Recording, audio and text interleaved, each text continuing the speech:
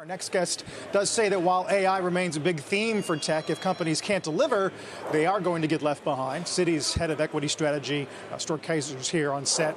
Stuart, it's great to have you. Can you help viewers understand how this rebalancing might have affected price action this week?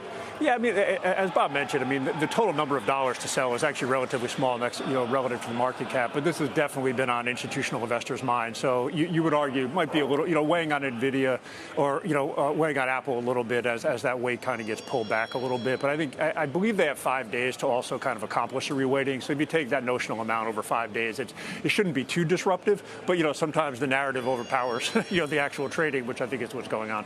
How concerning to you, if at all, is the price action in Nvidia yesterday in particular, in Broadcom on Tuesday? I mean, we saw some outside reversals hitting highs, then reversing completely, ending the day pretty much at session lows on very heavy volume.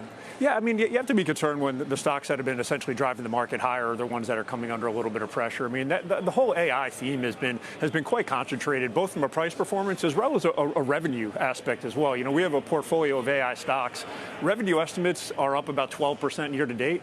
56% of that is Nvidia, 80% of it is Nvidia plus Microsoft. So, any times the sort of darlings of the market or the momentum stocks are coming under pressure, you definitely have to sort of mind it, and we are definitely paying pretty close attention to it. I keep pointing out, too, that if you are an active manager, you're trying to keep up or outperform with the index, you almost can't be as concentrated as the index itself is. You have to look for other ways, I guess, to try and propel your performance when you have 3 stocks that are worth 20% of the market. What are folks doing at this point? It's a great question. I think a lot of what people are doing is looking for, AI adjacency is kind of how we phrased it. And that could be software stocks that potentially have access to the AI theme. It could be power generation, where people are kind of reading that as almost like a second derivative of AI. And it's within the space, going to a Broadcom as opposed to just Nvidia. So I think you're getting diversification in the chip space and then also kind of diversifying the theme. The problem is it hasn't worked great. Yeah. Like those AI software stocks, I think about half of them are actually down year to date. As a group, they're only up maybe 200 basis points for the year. So that hasn't worked great.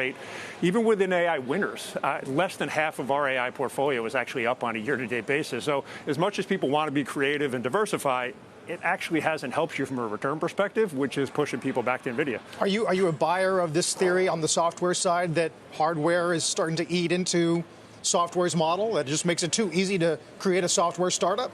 Yeah, I'm invested in it, yes, but I think what the market's told you over the last 4 to 6 weeks is unless you can demonstrate AI revenues either directly or in a pretty forecastable way, investors are going to be a little skeptical about owning those stocks. So the concept makes sense, but from a price perspective, it just hasn't worked that well because the bar is just really high right now. If you're a software AI stock and it looks like actually instead of getting AI revenues right now, you're making a big AI investment.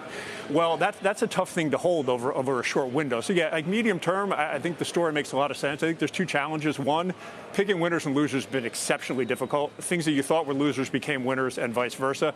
And secondly, a very small number of stocks are actually demonstrating revenues. And I would say the cost cuts are probably quarters in the future. So you're kind of in like a weird pivot point right now. So you think tech goes through another sort of adjustment on costs, kind of like we saw with some big hyperscalers last year? Well, I think it's tech, and it's also outside of tech, right? I mean, Nvidia and AI is read as a macro theme, right? This is not just stock specific. It's going to create a more efficient economy. It's going to lower, employment expenses and operational expenses.